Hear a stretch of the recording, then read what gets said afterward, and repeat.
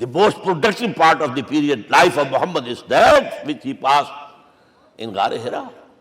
فکر کی ساری جو ہیں بلندیاں طے کی تب آیا ہے اقرا بسم ربک. اب اللہ کا الہدا شروع ہوا ہے. اچھا اسی طرح نمبر 2 دین حق مکمل ہوا ہے. ورنہ جب ہم کبھی غاروں میں رہتے تھے کسی میونسپلٹی کا بھی سوال نہیں, نظام کسے کہیں گے. پھر یہ ہے کہ قبائلی نظام آیا, چلیے ایک شیخ ہے اس کا کہنا ماننا ہے سب کو, کچھ نظام تو بن گیا نا. اور نظام جہاں آئے گا جکڑ بندی ہو جائے گی. اب تم فلاں قبیلے کے شخص ہو, اس کا قبیلے کا سردار یہ, تمہیں حکم ماننا پڑے گا. اس قبیلے کی روایت یہ ہے, تمہیں پیروی کرنی پڑے گی. You have to do it whether you like it or not. پھر آپ کی سٹی اسٹیٹس وجود میں آئی, پھر امپائرز وجود میں آ گئے. 400-500 برس سے رومن امپائر, 400-500 برس سے ایرانین امپائر عرب کے اوپر ایسے تھی جیسے افغان کے سر کے اوپر بہت بڑا جو ہے پگڑ رکھا ہوتا ہے. کتنا بڑا ہوتا ہے وہ. کسی نے شعر کہا بھی تھا, مجھے تو اب یاد نہیں, کہ سر پہ باندھے ہوئے پورا افغانستان. میرا خیال شاید ضمیر جعفری. تو کیا تھا یہ جزیرہ نما عرب, یہ جزیرہ کہلاتا ہے الجزیرہ. الجزیرہ اس لیے کہ نیچے آپ کو معلوم ہے بحیرہ عرب, ادھر جو ہے خلیج آ رہی ہے آخر تک, ادھر سے بحیرہ قلزم جا رہا ہے, اور پھر خلیج عقبہ آ گئی ہے. تو یہ سارا جو ہے جزیرہ نما ہے, اس سے پیننسولا. لیکن عرب اوپر 2 اور ہیں, عراق عرب, شام عرب. عراق عرب پر قبضہ ایران کا, شام عرب پر رومیوں کا.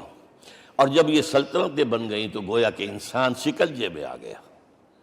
ظلم, محنت کرے کسان, عیش کرے جاگیردار, اور بادشاہ محل بنائے. لگان وہاں سے آ رہا ہے. از جفائے دے خدایاں کشتے دہقانہ خراب. کرگے پر بیٹھا ہوا کوئی کھدر بن رہا ہے, ٹیکس دو. بادشاہ محل بھی بنائے گا, یاشیاں بھی کرے گا, سارا نسوانی حسن جو ہے کوہ قاف کا لے آئے گا اپنے ہاں, اور پھر فوج بھی رکھے گا. ذرا تم نے گردن اٹھائی تو تمہاری سرکوبی کرنے کے لیے فوج تیار ہے. یہ جب جکڑ بند آئی ہے انسان پر, تب محمد کو بھیجا گیا ہے. دلی بیٹر, اسے آزاد کرانے والا, دین حق دیا گیا.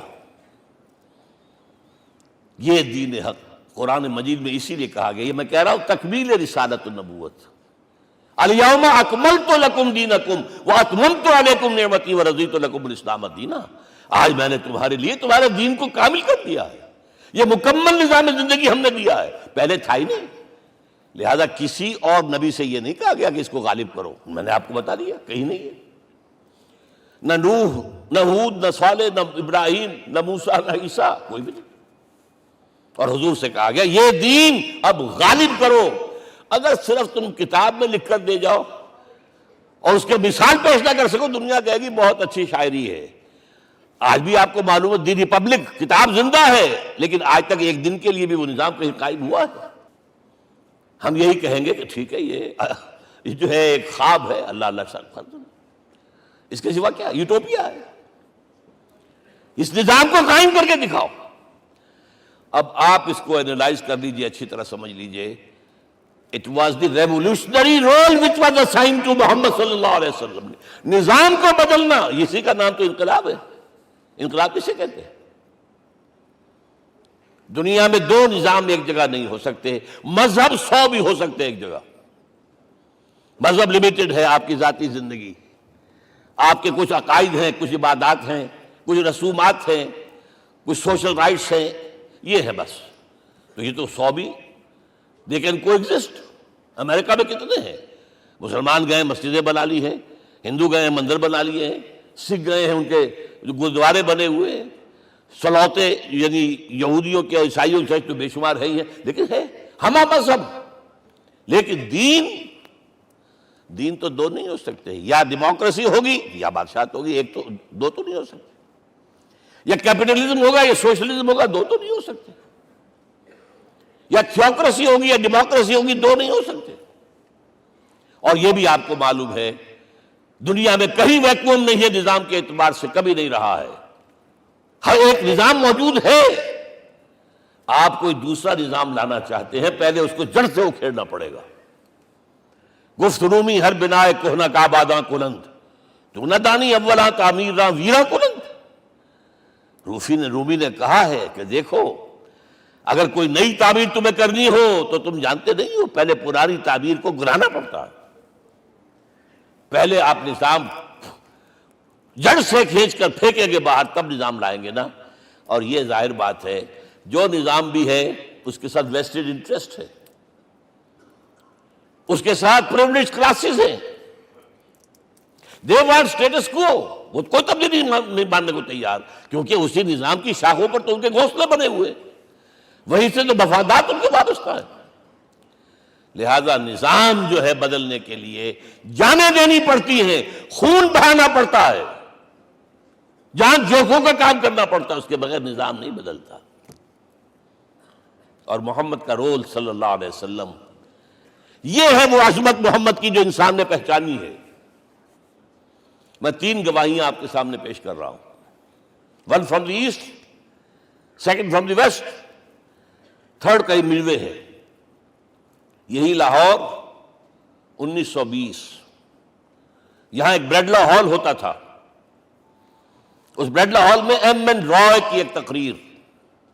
And who was M. N. Roy? Personal friend of Lenin, member of the Communist International. He knew what revolution is. اور اس نے ہسٹوریکل رول آف اسلام تقریر کی لاہور کے اندر 1920 میں، اور اس نے کہا تاریخ انسانی کا عظیم ترین انقلاب وہ تھا جو محمد نے برپا کیا صلی اللہ علیہ وسلم۔ میں تو اس کی ذہانت کی داد دیے بغیر نہیں رہا۔ اس نے کہا بعض مورخین یہ جو فتوحات کی ہیں صحابہ کرام نے، ان کو سمجھ بیٹھتے ہیں جیسے اٹیلا نے فتوحات کی ہیں یا چنگیز خان نے کی ہیں یا کسی اور، کہاں وہ کہاں یہ، وہاں صرف تباہی آتی تھی۔ اور محمد صلی اللہ علیہ وسلم کے پیروکاروں نے جب دنیا فتح کی ہے، نئی تہذیب دی ہے، نیا تمدن دیا ہے، نیا نظام دیا ہے، روشنی دی ہے، علوم کو تازہ کیا ہے، علوم ایجاد کیے ہیں۔ یہ ہے وہ انقلاب جو محمد نے برپا کیا صلی اللہ علیہ وسلم۔ یہ کتاب آج بھی ہندوستان میں چھپتی ہے، بمبئی میں، دی ہسٹوریکل رول آف اسلام۔ اور میں سمجھتا ہوں کہ ہندو ہے، کمیونسٹ ہے اور گواہی دے رہا ہے۔ دوسرا، یہ تو چونکہ بڑی ریسنٹ پاسٹ کی بات ہے، ڈاکٹر مائیکل ہارٹ ایک کتاب لکھتا ہے دی 100، اور اس کا سب ٹائٹل کیا ہے؟ A selection and gradation of the 100 most influential personalities of the human race, human history۔ پوری انسانی نسل میں سے ان لوگوں کو چن لو جنہوں نے اس کی تاریخ کے دھارے کے رخ کو موڑا ہو۔ ادھر جا رہا تھا ادھر کر دیا، ادھر جا رہا تھا ادھر کر دیا۔ جن لوگوں نے بھی تاریخ کا دھارا موڑا، پہلے سلیکٹ کر لو، سلیکشن۔ 100 آدمی کا ہم آ گئے، اب گریڈیشن، ان میں سب سے زیادہ کس نے کیا، اور ٹاپ پر لایا محمد کو صلی اللہ علیہ وسلم۔ یہ کتاب تو اویلیبل ہے، پڑھیے۔ اور چونکہ عیسائی ہے اور حضرت عیسیٰ کو نمبر 3 پر لے گیا، غور کیجئے۔ نمبر 2 پر لایا نیوٹن کو، بابائے طبیعیات، اور پھر کہتا ہے naturally I O an explanation. میں عیسائی ہوتے ہوئے I'm placing Muhammad at top. How?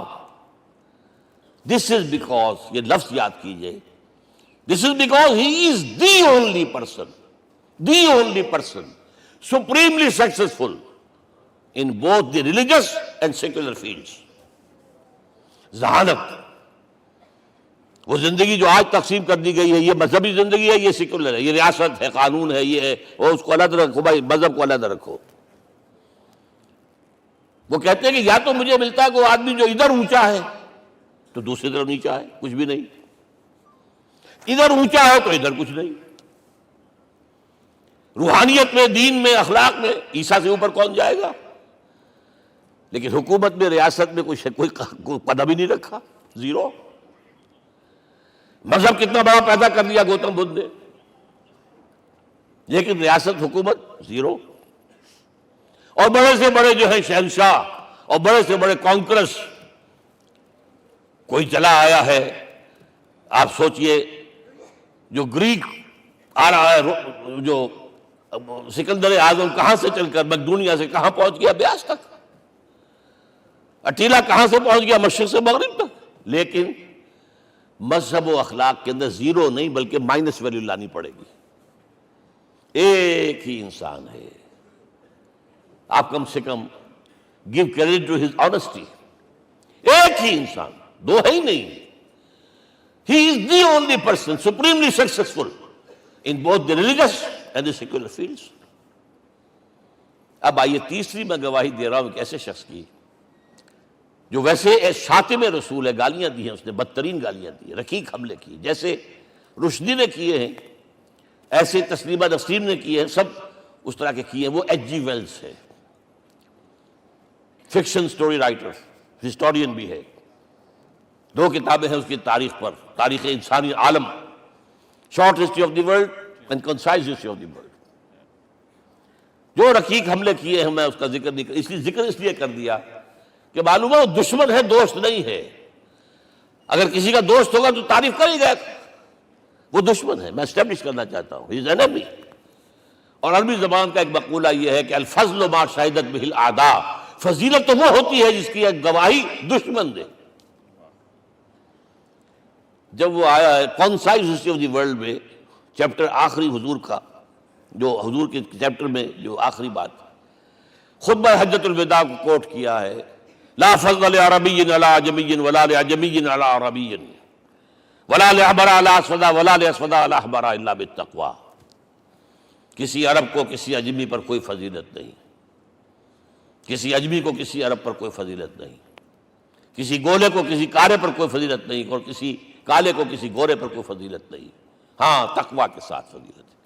اب ذرا میرا ایک ایک لفظ نوٹ کیجئے، کیا لکھتا ہے اس پر؟ Although the sermons of human freedom, fraternity and equality were said before also, and we find a lot of these sermons in Jesus of Nazareth، مسیح ناصری حضرت عیسیٰ علیہ السلام کے ہاں بھی وعظ تو ہمیں بہت ملتے ہیں، but it must be accepted that it was Muhammad صلی اللہ علیہ وسلم who for the first time in history established a society based on these principles۔ انسانی حریت، اخوت، مساوات، اس کے وعظ کہنے تو بہت آسان ہے، تقریریں کرنی تو بہت آسان ہے، لیکن ان ویلیوز کو باقاعدہ اسٹیبلش کرنا ایک سوسائٹی میں ماننا پڑتا ہے، یہ اسے دینا پڑا ہے کریڈٹ جو بھی ہے۔ لیکن ایک بات نوٹ کر لیں، مبادہ کہیں آپ میرے بارے میں سوء ظن ہو جائے، تازہ ایڈیشن جو اب اویلیبل ہے اس میں سے یہ نکال دیے گئے ہیں۔ آج کے جو ان کے ایڈیٹرز ہیں ان کے حلق سے نیچے نہیں اتر رہے، اتنی بڑی حقیقت۔ آپ پنجاب لائبریری یا پبلک لائبریری سے جا کے پرانا ایڈیشن لیجئے، concise history of the world کے اندر آپ کو یہ الفاظ مل جائیں گے۔ Although the sermons of human fraternity, freedom and equality were said before also, and we have a lot of these sermons in Jesus of Nazareth, but it must be accepted that it was Muhammad sallallahu alaihi wasallam who for the first time in history established a society based on these principles۔ اب یہ جو mission میں نے آپ کے سامنے رکھا، ایک بنیادی مشن قرآن کی تبلیغ کرو، تبلیغ کرو، تبلیغ کرو، تبلیغ کرو۔ یا ایھا رسول بلغ ما انزل الیک من ربک وان لم تفعل فما بلغت رسالتہ۔ نمبر 2، جو دین حق دیا اسے غالب کرو، قائم کرو، نافذ کرو، اس کی مثال پیش کرو دنیا کے سامنے۔ ان دونوں میں مدد درکار تھی محمد الرسول اللہ کو۔ جیسے حضرت مسیح نے کہا تھا، وَإِذْ قَالَ عِيسَىٰ ابْنُ مَرْيَمَ لِلْحَوَارِيِّينَ مَنْ أَنصَارِي إِلَى اللَّهِ، کون ہے میرا مددگار اللہ کی راہ میں؟ جیسے کہ اللہ فرماتے سورہ حدید میں، بڑی پیاری آیت ہے، بڑی ریولوشنری آیت ہے، بلکہ میں لفظ استعمال، بڑی ننگی انقلابی آیت ہے قرآن مجید کی۔ اتنا صاف اللہ تعالیٰ ہی سچ بول سکتا ہے، کوئی اور تو ضرور کہیں نہ کہیں اس کے اوپر کوئی کپڑا ڈال کے بات کرے گا۔ آیت نمبر 25 آف سورۃ الحدید، لقد ارسلنا رسلنا بالبینات، ہم نے اپنے رسولوں کو بھیجا واضح نشانیوں کے ساتھ، معجزات کے ساتھ۔ وَأَنزَلْنَا مَعَهُمُ الْكِتَابَ وَالْمِيزَانَ، ان کے ساتھ کتاب اتاری، شریعت اتاری، میزان اتاری، نظام اتارا. لِيَقُومَ النَّاسُ بِالْقِسْطِ، تاکہ لوگ عدل پر قائم ہوں. اس لیے کتاب کیوں بھیجی، رسول کیوں بھیجے، نبی کیوں بھیجے، وحی کیوں بھیجی؟ تاکہ لوگ عدل پر قائم ہوں. یہ اس سے بڑی آیت کوئی ہوگی؟ عدل، عدل اجتماعی، سوشل جسٹس. اب اگلا ٹکڑا پڑھیے. وَأَنزَلْنَا الْحَدِيدَ، ہم نے لوہا بھی اتارا ہے. فِيهِ بَأْسٌ شَدِيدٌ، اس سے اسلحہ بنتا ہے، جنگی قوت ہے. وَلِيَعْلَمَ اللَّهُ مَن يَنصُرُهُ وَرُسُلَهُ بِالْغَيْبِ، اور اللہ دیکھ لینا چاہتا ہے کون ہے اس کے وفادار بندے جو لوہے کی طاقت کو ہاتھ میں لے کر اللہ اور اس کے رسول کی مدد کرتے ہیں. دین اللہ کا، اسے قائم کرنا اللہ کی مدد ہے، اسے قائم کرنا محمد کا فرض ہے، اس کے جد و جہد کرنا محمد کی مدد ہے صلی اللہ علیہ وسلم. یہ تھی نصرت. اور یہ نصرت آپ کو معلوم ہے حضور کی زندگی میں صحابہ نے کرام نے کی ہے کہ نہیں کی؟ جو شخص ایمان لایا فوراً داعی بن گیا، فوراً. ابو بکر ایمان لائے، اور 6 جو ہیں عشرہ مبشرہ میں سے چوٹی کے صحابہ، وہ ان کی دعوت پر ایمان لائے. سعد ابن ابی وقاص، طلحہ، زبیر، عثمان، سعید ابن زید، یہ سب کون ہیں؟ حضرت ابو بکر کی دعوت. نوجوان ہیں. مصعب بن عمیر کو گھر سے نکال دیا چچا نے، اور برہنہ کر کے نکالا ہے کم وقت نے، اس لیے کہ باپ مر گیا تھا، بہت دولت چھوڑ گیا تھا. ماں نے بڑے ناز و نام میں پالا تھا. کہتے ہیں 200 درہم کا جوڑا اس کا بن کر آتا تھا شام سے. جیسے کبھی ہم کہتے تھے کہ پنڈت نہرو کے کپڑے جو ہے پیرس سے سل کر آتے ہیں. اور جہاں سے گزر جاتا تھا مصعب، اتنا اس نے لگایا ہوتا تھا عطر کہ پوری گلی جو ہے وہ خوشبو سے جو ہے بھر جاتی تھی.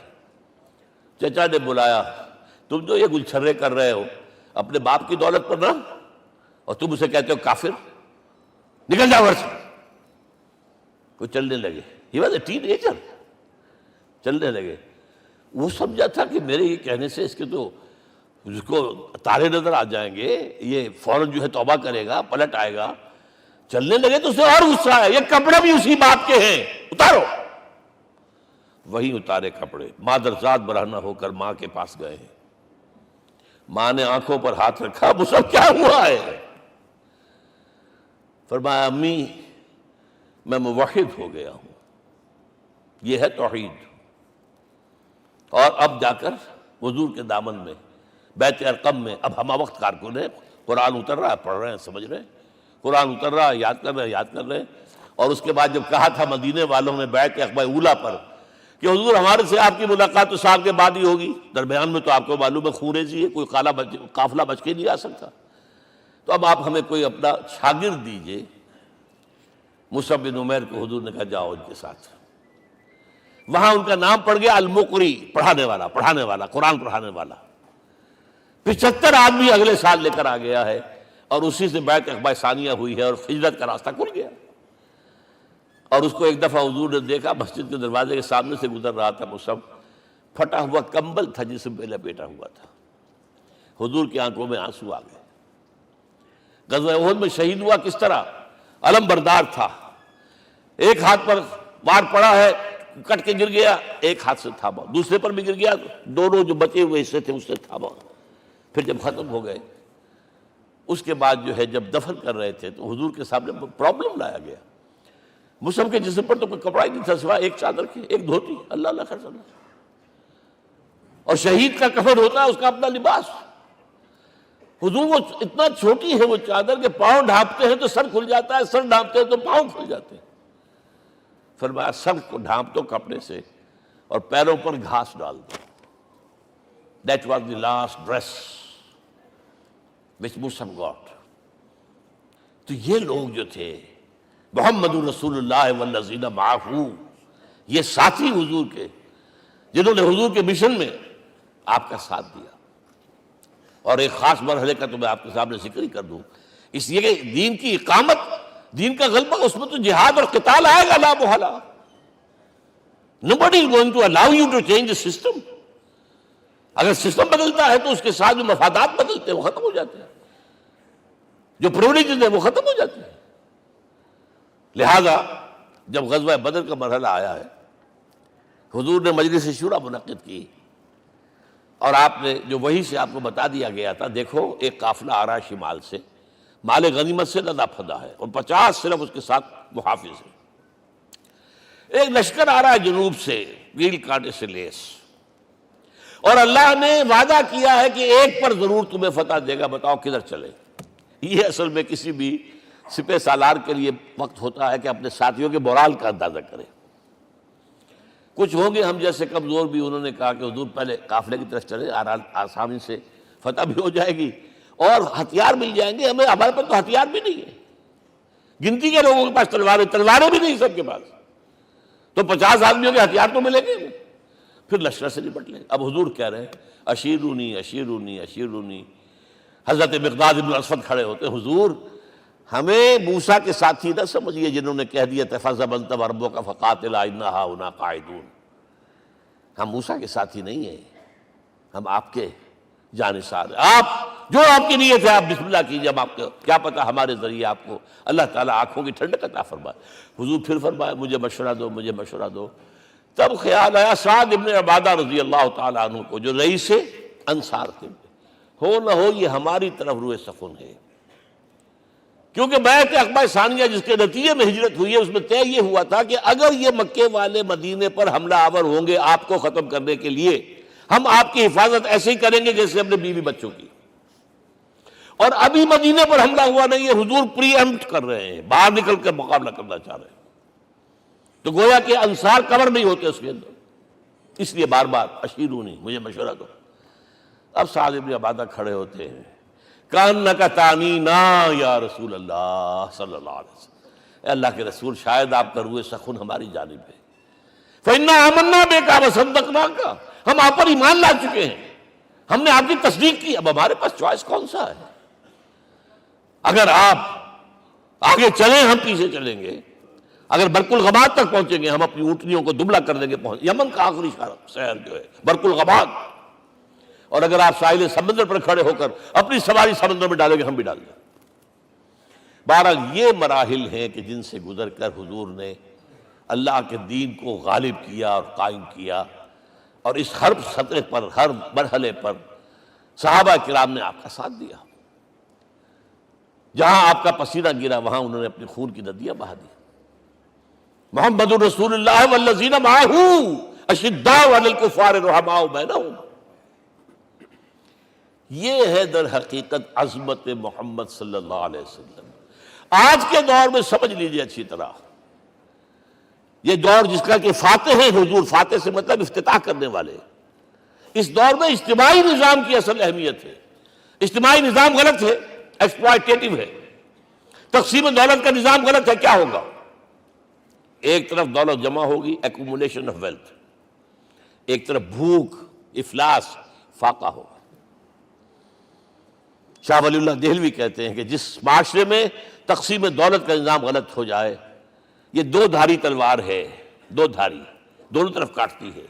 ایک طرف دولت جمع ہوگی تو عیاشیاں ہوں گی، بدماشیاں ہوں گی، گلچرے ہوں گے، وہ بھی خراب، معاشرے کے لیے خراب، اور ایک طرف فقر ہوگا اور بھوک ہوگی اور فاقہ ہوگا، یہ بھی خراب۔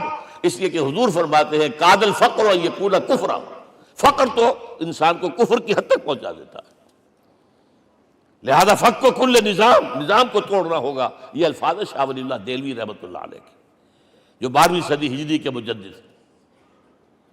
اس نظام کو بدلنا، اب آپ سوچئے حضور صلی اللہ علیہ وسلم نے جب اپنے اس مشن کی تکمیل کر لی، تو میں اب دو باتیں آپ کو بتا رہا ہوں۔ چونکہ حضور کی بعثت صرف عرب کے لیے نہیں تھی، صرف عربوں کے لیے نہیں تھی، صرف ملک عرب کے لیے نہیں تھی۔ اگر یہ ہوتا تو آپ کا کام مکمل ہو گیا تھا، پورے عرب میں اللہ کی حکومت قائم ہو گئی، ایک ایک شخص تک قرآن پہنچ گیا۔ لیکن 5 جگہ قرآن میں آیا ہے وَمَا أَرْسَلْنَاكَ إِلَّا كَافَّةً لِلنَّاسِ بَشِيرًا وَنَذِيرًا، ہم نے نہیں بھیجا آپ کو مگر تمام انسانوں کے لیے بشیر اور نذیر بنا کر۔ لہذا کام مکمل نہیں ہوا۔ اقبال کہتا ہے وقت فرصت ہے کہاں، کام ابھی باقی ہے، نور توحید کا اتمام ابھی باقی ہے۔ یہ بھی تکمیل رسالت کا مظہر ہے کہ حضور سے پہلے کوئی رسول پوری نوع انسانی کے لیے نہیں بھیجا گیا، آپ پہلے رسول ہیں اللہ کے اور آخری جو پوری نوع انسانی کے لیے بھیجے گئے۔ حضرت عیسیٰ نے بھی یہی کہا تھا اپنے حواریین سے، تو سینٹ پال نے اسے تبلیغی مذہب بنایا ہے۔ انجیل میں اب بھی الفاظ موجود ہیں کہ I have been sent in search of the lost sheep of the house of Israel۔ میں تو اسرائیل کے گھرانے کی کھوئی ہوئی بھیڑوں کی تلاش میں بھیجا گیا ہوں، صرف بنی اسرائیل کے لیے۔ قرآن بھی کہتا ہے رسولا الی بنی اسرائیل، واحد رسول ہیں جو پوری دنیا کے لیے بھیجے گئے۔ اچھا، کہہ دینا تو آسان ہو گیا، اس کا مطلب کیا ہے؟ جب تک پوری دنیا پر اللہ کا دین غالب نہ ہو، محمد کا مقصد بعثت ہنوز شرمندہ تکمیل ہے، اور یہ ہوگا، اس کی خبر دی ہے۔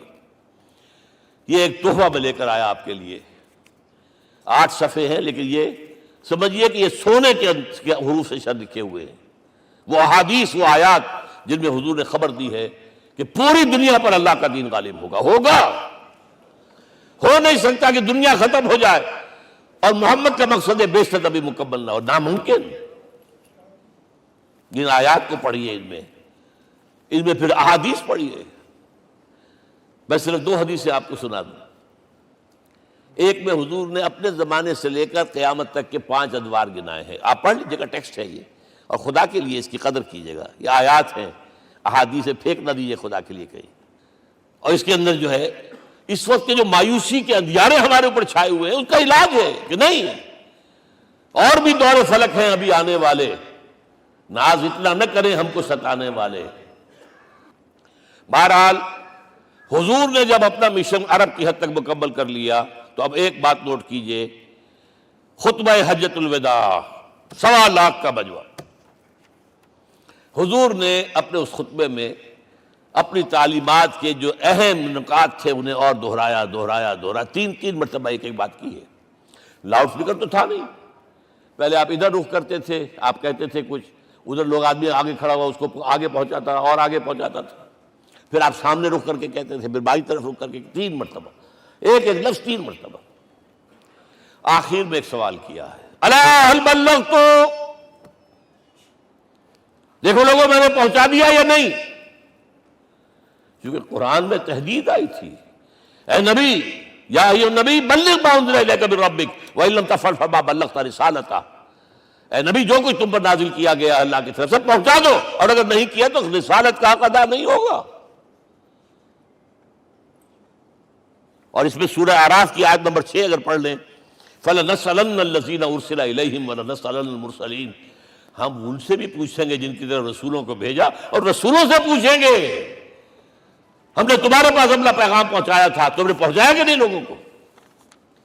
اس لیے حضور نے گواہی دی، الا هل بلغت، دیکھو میں نے پہنچا دیا کہ نہیں؟ اور جواب کیا ملا؟ انا نشہد انک قد بلغت الرسالۃ وادیت الامانۃ ونصحت الامۃ وکشفت الغمۃ، ہم گواہ ہیں حضور آپ نے رسالت کا حق ادا کر دیا، امانت کا حق ادا کر دیا، ہماری خیر خواہی کا حق ادا کر دیا، اور گمراہی کے اندھیرے جو ہے انہیں چھانٹ کر رکھ دیا۔ اب آپ نے آسمان کی طرف نگاہ کی، انگشت شہادت سے وہی 3 مرتبہ، اللہم اشہد، اللہم اشہد، اللہم اشہد، اللہ تو بھی گواہ ہے، یہ مان رہے۔ یہ ہے سائی آف ریلیف، یہ بوجھ جو میرے کندھے پر آیا تھا، انا سنلقی علیک قولا ثقیلا، یہ اب منتقل ہو گیا، اب امت کو منتقل ہوا۔ لہذا آخری لفظ کیا تھا؟ فَلْيُبَلِّغِ الشَّاهِدُ الْغَائِبَ، اب جو یہاں موجود ہیں ان کا فرض ہے کہ پہنچائیں ان کو جو یہاں نہیں ہے۔ میں صرف تمہارے لیے رسول نہیں ہوں، ایک فرد نوع بشر تک دنیا میں جو اس وقت ہے، اور ایک فرد نوع بشر جو آخر تک آئے گا قیامت تک، اس تک قرآن پہنچانا تمہارے ذمہ ہے۔ ہم نے نہیں پہنچایا، اسی لیے آج ہم اللہ کے عذاب میں ہیں۔ آج کیوں ذلیل کے کل تک نتی پسند گستاخی فرشتہ ہماری جناب میں، 1.5 بلین مسلمان، لیکن عزت نام کی کوئی شے ہے؟ G7 G9 G11 G13 G15 کوئی مسلمان بھی ہے ان میں؟ نہ 3 میں نہ 13 میں، نہ G7 میں نہ G15 میں، نن۔ اتنی بڑی تعداد، سیکیورٹی کونسل میں کسی سیٹ کی امید ہے؟ نن۔ آپ کے وسائل پر ان کا قبضہ ہے، آپ کی ٹیکسیشن کے احکام وہاں سے آ رہے ہیں، ریٹس بڑھاؤ، چینی کے اس کے بڑھاؤ، اور فلاں کے بڑھاؤ، اور بجلی کے بڑھاؤ، اور تیل کے بڑھاؤ، کیا ہو رہا ہے؟ کیوں ذلیل ہے؟ اور نمبر 2، آج دنیا میں خون اگر بہ رہا ہے تو صرف مسلمان کا ہو گیا، مانند آب ارضا مسلمان کا لہو۔ 60 سال سے کشمیر اور فلسطین، پھر درمیان میں صومالیہ، چچنیا، کوسوو، یہ سب بوسنیا، پھر آپ کو معلوم ہے فلپائنس، پھر جو کچھ ہوا افغانستان میں، اور جو کچھ ہوا اب ہو رہا ہے، جو کچھ ہوا عراق میں۔ یہ کیوں ہے؟ We are criminals number 1. We have not done our duty. ہم نے قرآن کو اپنا امام نہیں بنایا، دوسروں کے سامنے کیا پیش کریں گے؟ ہمارا اپنا سارا نظام سود کے اوپر مبنی ہے۔ بہرحال پہلا فرض یہ ہے، اب اس کو پہنچاؤ، اور یہاں تک فرمایا بلغوا عنی ولو آیۃ، پہنچاؤ میری جانب سے چاہے ایک ہی آیت، preach on my behalf۔ یہ کام جو ہے، جو کہا گیا تھا، واقعہ یہ کہ میں 50 برس سے کر رہا ہوں، یہ آج کی بات نہیں ہے۔ تکمیل اور تدوین فن میں جو بھی حفیظ کا حصہ ہے، نصف صدی کا قصہ ہے، 2-4 برس کی بات نہیں۔ میں میڈیکل کالج کے زمانے سے درس قرآن دے رہا ہوں، جب یہ طلبہ کے اجتماعات کے درمیان درس قرآن ہوتا تھا، جماعت اسلامی کا رکن تھا تو درس قرآن ہوتا تھا، اور اس کے بعد سے میری زندگی کا بیشتر وقت اس میں لگا، بیشتر اور بہتر۔ یہ حضور کا حکم ہے، پہنچاؤ میری جانب سے چاہے ایک ہی آیت پہنچاؤ۔ اچھا، نمبر 2، اب حکم دیا گیا، اس کی مثال میں دے رہا ہوں آپ کے سامنے۔ جب ایران کے ساتھ جنگ شروع ہوئی ہے تو سپہ سالار افواج ایران رستم نے وفد بلایا ایک، اے عربو، تم پہلے بھی ہم پر حملے کیا کرتے تھے، لیکن پہلے لوٹ مار کر کے واپس چلے جاتے تھے۔ یہ جان لیجئے، یہ ہسٹری کا ایک موقع ہے خاص، کہ ایک سیٹلڈ سویلائزیشنز ہوتی ہیں، اور ایک وہ جو رہتے ہیں سطح مرتفع پر، وہاں پانی نہیں ہوتا، وہ فصل کہاں سے آ جائے گی، یا ریگستان میں جو وہاں بستے ہیں وہ کیا کرتے ہیں؟ وہ وقتاً فوقتاً جاتے ہیں، جھپٹا مارتے ہیں، لوٹ مار کرتے ہیں، لے کر وہاں سے دولت آتے ہیں، اسی پر ان کی گزارا تھا۔ تم پہلے بھی آیا کرتے تھے، لوٹ مار کر کے چلے جاتے، اس دفعہ پیچھا بھی چھوڑ رہے، وجہ کیا؟ ایسی پیاری، یہ کئی روایتوں میں آیا ہے، الفاظ مختلف ہو سکتے ہیں۔ جو مسلمان وفد کا سربراہ تھا اس کا جواب سنیے، انا قد ارسلنا، دیکھو رستم، پہلے ہم خود آتے تھے، اب ہمیں بھیجا گیا ہے، اللہ نے بھیجا محمد کو، محمد نے بھیجا ہمیں صلی اللہ علیہ وسلم۔ کس لیے؟ لنخرج الناس من ظلمات الجہالت الى نور الایمان ومن جور الملوک الى عدل الاسلام۔ اس لیے بھیجا گیا ہمیں کہ نوع انسانی کو شرک اور کفر کی جہالتوں سے نکال کر ایمان کی روشنی میں لائیں، اور بادشاہوں کے ظلم و ستم کے پنجے سے نجات دلا کر عدل اسلام۔ دیکھو ہمارا خلیفہ چٹائی پر بیٹھتا ہے، عمر رضی اللہ تعالیٰ عنہ، اس کے تو کوئی خدم و حشم نہیں ہے، کوئی باڈی گارڈ نہیں ہے۔ ایک آیا تھا سفیر ایران کا، مدینے میں آ کر گھوما پھرا، کوئی محل نظر نہیں آیا اسے، پوچھتا ہے مسلمانوں سے، اینا ملککم، بھائی تمہارا بادشاہ کہاں ہوتا ہے؟ جواب ملا، لیس لنا ملکن بل لنا امیر، ہمارا کوئی بادشاہ نہیں، ہمارا امیر ہے۔ کہاں ہے بھائی؟ ہمارے بیت المال کے کچھ اونٹ گم ہو گئے تھے کہ بھائی ملے نہیں، ہمارا خلیفہ تلاش کرنے گیا۔ اب اس نے کسی کو لیا ہوگا، آئیڈینٹیفائی کر سکے، ڈھونڈ کر جا کر ایک جگہ دیکھا، دھوپ تیز ہو گئی تھی، حضرت عمر تھک گئے تھے، لہذا ایک درخت کے سائے میں اپنے کوڑے کا تکیہ بنا کر لیٹے ہوئے استراحت فرما رہے، کوئی خادم نہیں، کوئی خدم و حشم نہیں، کوئی باڈی گارڈ نہیں۔ اس وقت وہ کھڑے ہو کر کہتا ہے، عمر تم عدل کرتے ہو، تمہیں کوئی خوف نہیں ہے، ہمارے بادشاہ ظلم کرتے ہیں، لوگوں کا خون پیتے ہیں، انہیں ہر وقت ڈر رہتا ہے، انہیں اونچی اونچی فصیلیں چاہیے، انہیں باڈی گارڈ چاہیے، انہیں حفاظتی دستے چاہیے۔ یہ مثال پیش کی ہے نا، یہ کوئی فیری ٹیلز تو نہیں ہے، یہ تو آج کی تاریخ ہے، 1400 برس پرانی تاریخ ہے بھائی، کوئی پرانی نہیں ہے، کوئی 10,000 سال پرانی بات نہیں ہے۔ اور وہی عمر ہے، انہیں بلایا گیا ہے بیت المقدس، وہاں جو مسلمانوں کا محاصرہ تھا وہ طول کھینچ گیا، فصیل بہت اونچی مضبوط، اور اندر ہر طرح کا رسد بھی موجود ہے، راشن بھی ہے، پانی بھی ہے۔ عیسائیوں کا قبضہ تھا۔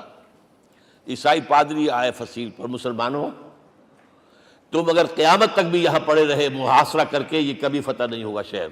ہاں یہ فتح ہونا ہے، ہماری کتابوں میں ہے، لیکن ایک درویش بادشاہ کے ہاتھوں فتح ہوگا۔ تمہارے اندر ہمیں وہ درویشی نظر نہیں آ رہی۔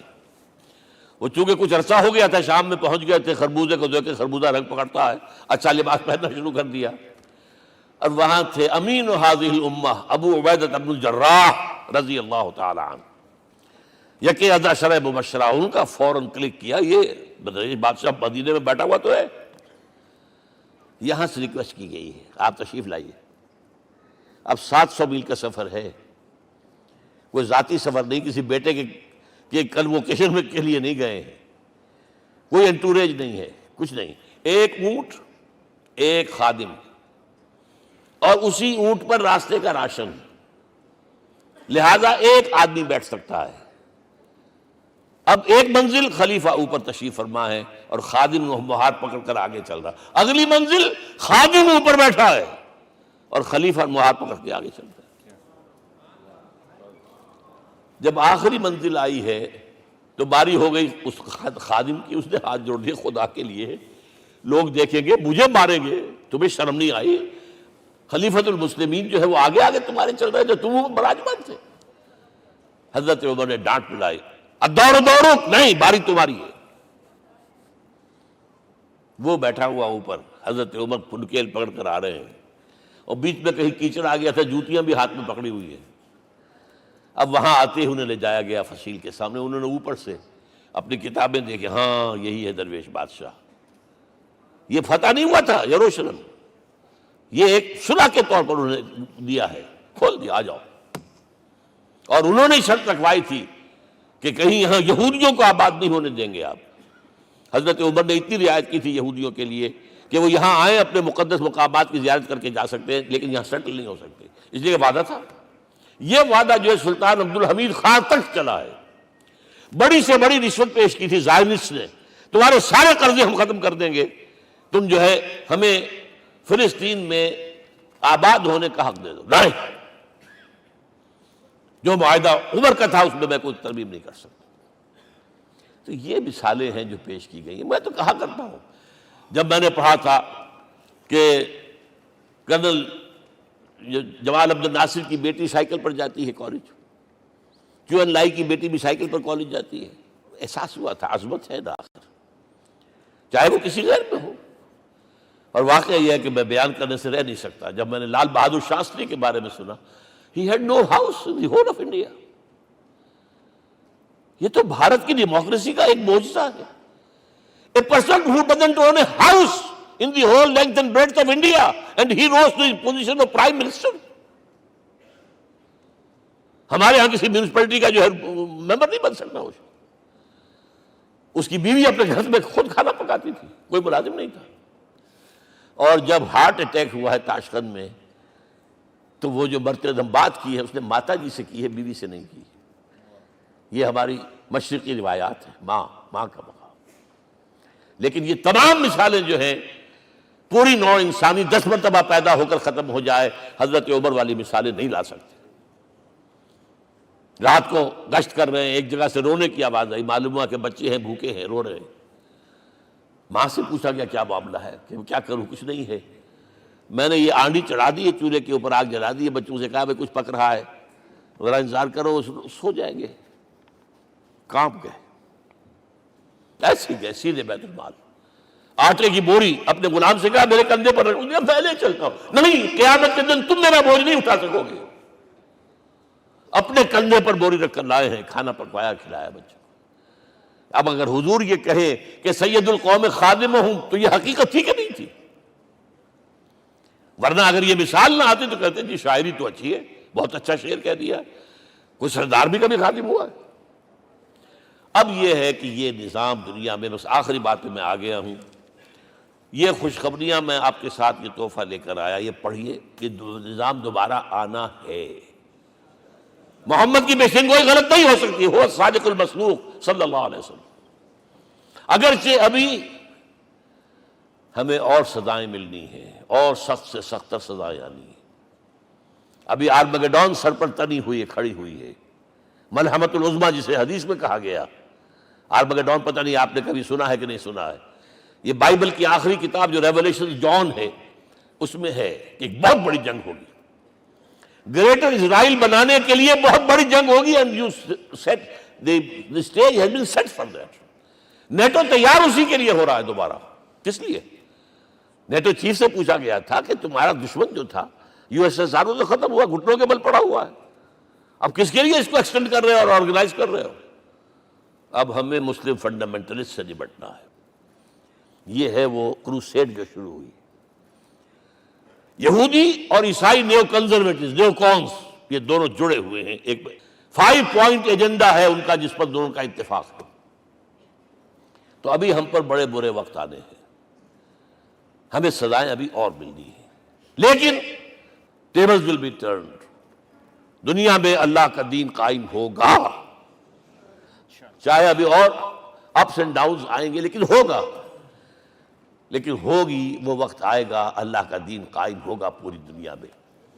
ایک حدیث میں آپ کو سنانے چلا تھا، حضرت ثوبان سے رضی اللہ تعالیٰ عنہ، مسلم شریف کی روایت ہے، حضور نے فرمایا ان اللہ زوالی الارض، اللہ نے میرے لیے پوری زمین کو لپیٹ دیا، فرائیت مشارقہا و مغاربہا، میں نے اس کے سارے مشرق دیکھ لیے، سارے مغرب دیکھ لیے، وَإِنَّ أُمَّتِي سَيَبْلُغُ مُلْكُهَا مَا زُوِّئَ لِي مِنْهَا، میری امت کی حکومت ان تمام علاقوں پر قائم ہو کر رہے گی جو اللہ نے زمین کو لپیٹ کر مجھے دکھا دیے۔ یہ ہونا ہے، and that is going to be the end of this world۔ Armageddon بھی آ جائے گی، پہلے ملحمۃ العظمیٰ بھی آئے گا، سزائیں بھی ملیں گی، بالآخر وہ ہوگا۔ لیکن آخری بات، میرے اور آپ کے لیے مسئلہ لمحہ فکریہ کیا ہے؟ میں اور آپ کہاں کھڑے ہیں؟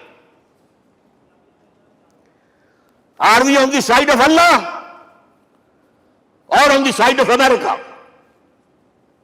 بہرحال یہ تو جو اپس اینڈ ڈاؤنز آنے ہیں، میرے اور آپ میں سے ہر شخص کے سوچنے کی بات یہ ہے، یہ تو انقلاب تو آئے گا، حضور کے ذریعے سے آیا، کچھ لوگ حضور کے ساتھی بن گئے، ان کی دنیا بن گئی، آخرت بن گئی، قیامت میں کے بعد جو کچھ ملنا ہے اللہ تعالیٰ، روح و ریحان و جنت النعیم۔